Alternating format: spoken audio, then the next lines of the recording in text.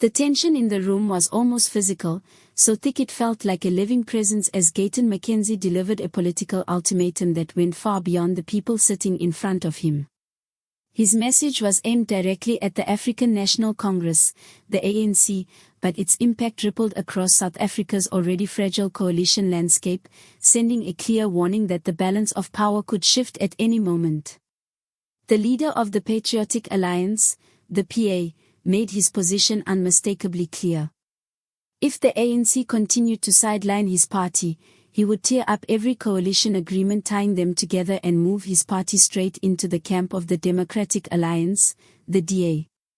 For a country already standing on the edge of municipal instability, McKenzie's words were not just dramatic talk.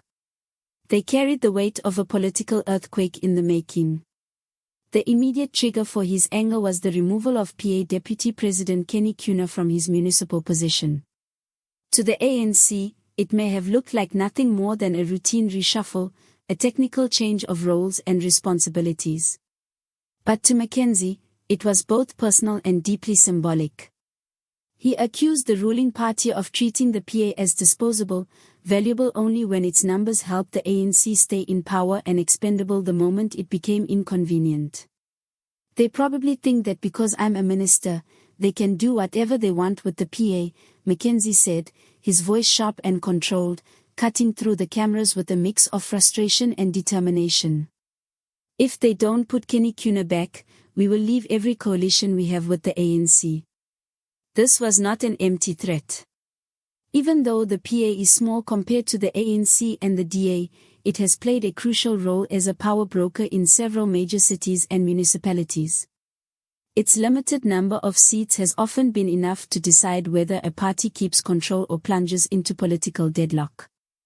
Without PA support, the ANC's grip on certain municipalities, especially in Gayton, becomes far more fragile and open to collapse.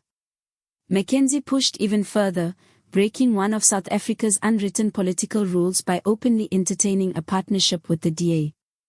We will form a coalition with the DA, he said without hesitation. We don't have this mindset of never working with the DA. We will form a coalition with the DA if the ANC is going to treat us like this. For political analysts and observers, these statements marked a possible turning point in the country's coalition politics. Traditionally, smaller parties have tried to keep their options open, presenting themselves as cautious alternatives without fully committing to either the ANC or the DA. McKenzie shattered that convention, making it clear that loyalty is not automatic and that respect must be earned. The timing of this showdown could not be worse for the ANC. Its dominance has been steadily weakening, with recent elections showing a gradual but consistent decline in support. More voters are drifting toward opposition parties, and in many municipalities the ANC now survives only through alliances with smaller players. If the PA were to pull its support and, even more dramatically, join forces with the DA, the balance of power could shift overnight in major metros like Johannesburg and Ekurhuleni, where every single seat can decide who governs and who loses control. For the DA, McKenzie's announcement must have landed with real interest. The party's long-standing strategy of uniting opposition forces to challenge the ANC has often struggled to move beyond speeches and slogans. But now, with the PA openly willing to align, the DA stands to gain more than just extra seats. It also gains a populist edge. McKenzie's style and messaging resonate with communities that feel ignored by mainstream politics, offering the DA a possible route to energize voters who have become disengaged, frustrated, or simply skeptical of the political system. Political analysts were quick to respond. Saifo Miko, a veteran political commentator, summed up the situation in blunt terms. This is no longer just about portfolios. It's about respect, influence, and who really sets the rules of power. The PA feels sidelined, and McKenzie is making it clear they won't be taken for granted. His words hit at the core of coalition politics, where survival depends not only on numbers, but on recognition, negotiation, and trust between partners. The ANC's failure to preserve that delicate balance could now come at a heavy cost. Inside the ANC, tensions are reportedly high. Party insiders admit that the fallout from Kenny Kuna's removal has created deep mistrust and uncertainty. One official, speaking privately, acknowledged the reality of the situation. If the PA walks, we could lose control in key councils. It's that simple. The party is now facing a brutal choice.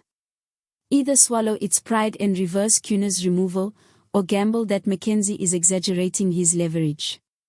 Both options carry serious political risks and highlight just how fragile the ANC's position has become in an increasingly fragmented municipal system. For McKenzie, though, this confrontation goes far beyond local politics. It is about asserting relevance and making it clear that the PA will not be treated as a political afterthought. The party has built its identity around being unapologetically direct, fiercely protective of its members' interests, and unafraid to challenge much larger parties. By confronting the ANC so openly, McKenzie is not only standing up for Kenny Kuna, but also reinforcing the image of a party that refuses to be intimidated, no matter how powerful the opponent. The consequences of this ultimatum stretch far beyond a single council reshuffle.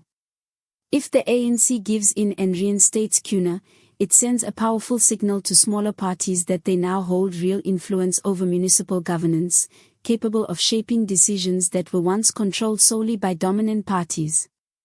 On the other hand, if the ANC resists, it could trigger a major realignment of coalition loyalties, potentially handing over key municipalities to DA-led administrations. Either outcome highlights the PA's ability to disrupt the political status quo and shows that McKenzie's move is not just dramatic talk, but a calculated gamble with real national implications. South Africa's coalition politics have always been unstable, defined by shifting alliances and fragile deals that can unravel at any moment. Yet McKenzie's ultimatum raises the stakes even higher, forcing uncomfortable questions about the future of governance itself. Are we entering a phase where smaller parties begin to dictate the rules of political engagement? Could the DA, long established as the main opposition, regain real influence through partnerships with parties that were once considered unlikely allies? And most importantly, can the ANC still command loyalty in a political environment weakened by internal dissent and steadily declining support, or has its era of near unquestioned dominance finally reached a breaking point? The ANC's silence so far is telling. No official response has been released, which may reflect internal debates or simple uncertainty about how to respond to McKenzie's challenge. Either way, the balance of power is clearly shifting. The Patriotic Alliance has made it clear it no longer accepts the role of a junior partner and is prepared to use its influence in ways that could reshape local governance across South Africa. McKenzie's move also reflects a wider trend in the country's politics. Smaller parties are increasingly asserting themselves within coalition governments, challenging the long-held assumption that loyalty to major parties is permanent.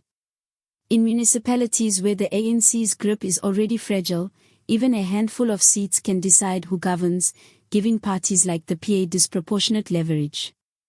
In this sense, McKenzie's ultimatum works both as a defensive strategy to protect his party's interests and as an offensive move to assert relevance and expand political influence.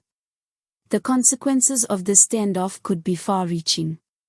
If the ANC gives in, it sets a powerful precedent, showing that smaller parties can directly reshape political power and potentially encouraging similar challenges elsewhere.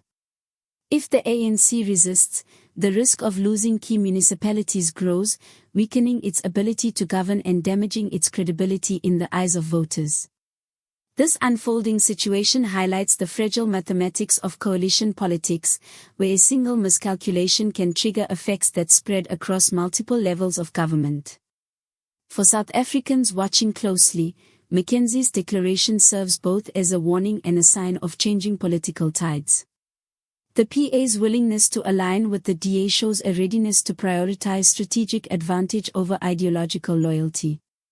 In a system where coalition deals often determine whether there is stability or deadlock, the PA's possible defection holds transformative potential. It reinforces the idea that political power is no longer fixed and that parties once seen as secondary players can exercise decisive authority when the moment is right. Analysts also point out that McKenzie's approach connects with broader public frustration. Many communities feel ignored by dominant parties and view traditional politics as distant and unresponsive to everyday local problems. McKenzie's popular style and direct approach connects strongly with these feelings, giving voters a voice that feels real, unfiltered, and honest. By presenting the PA as both a protector of its own members and a champion for communities that feel ignored, McKenzie expands the party's influence far beyond the actual number of seats it holds in councils. His political impact is no longer measured only in numbers, but in narrative and perception. Within the ANC, this creates a serious internal challenge.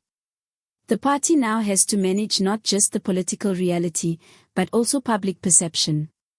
If it fails to handle this confrontation carefully, it risks losing trust not only among coalition partners, but also among its traditional supporters, reinforcing the image of a party seen as arrogant, disconnected, and unwilling to compromise. At the same time, giving in carries its own dangers. Concession could embolden smaller parties to push their leverage even further, in ways that were once unthinkable, making governance across multiple municipalities far more complex and unpredictable. The stakes, therefore, go well beyond Kenny Kuna's position. They reach into the very structure of power in modern South African politics. As the country watches closely, several outcomes are possible. If the ANC reinstates Kuna, it sends a clear message that smaller parties still have the power to shape and even override the decisions of the ruling party. If the ANC refuses, McKenzie's promise to align with the DA could trigger a reshuffling of coalitions, destabilizing key councils and redefining political alliances ahead of future elections. Either path highlights how fragile South Africa's coalition system really is, where loyalty is conditional and influence often depends on the courage to assert it. In the long run, McKenzie's ultimatum may be remembered as more than just a political threat. It could mark the moment when the ANC's long-standing dominance was openly challenged by a force willing to call its bluff in public. The Patriotic Alliance has shown that even a small party, if strategically placed and led with confidence, can exert pressure powerful enough to reshape municipal politics. For the ANC, the message is simple but serious. Either respect and negotiate with smaller partners, or risk losing control in councils where every single seat counts. South Africa now waits in anticipation. Observers, analysts, and ordinary citizens are watching to see whether the ANC will compromise or stand firm, potentially opening the door to a dramatic realignment of coalition politics. One thing is already clear. The balance of power is shifting, and the Patriotic Alliance has declared its intention to be a central and decisive player in that transformation. McKenzie's challenge has raised fundamental questions not only about the ANC's authority, but about how governance itself is evolving in a country where smaller parties are increasingly setting the terms of engagement. In a political landscape defined by uncertainty and volatility, McKenzie has shown that assertiveness and strategic boldness can change the rules of the game. The coming weeks and months will reveal whether his gamble succeeds and whether South Africa truly enters a new era of coalition politics, where influence is no longer determined by party size alone, but by the willingness to act decisively, even against the most powerful political force in the country. The final question still hangs in the air. Will the ANC bend to protect its municipal dominance, or will South Africa witness a reshaped political chessboard that alters governance for years to come? Whatever happens, McKenzie's move has already left its mark, signaling that smaller parties will no longer quietly accept being sidelined. The era of conditional loyalty has begun.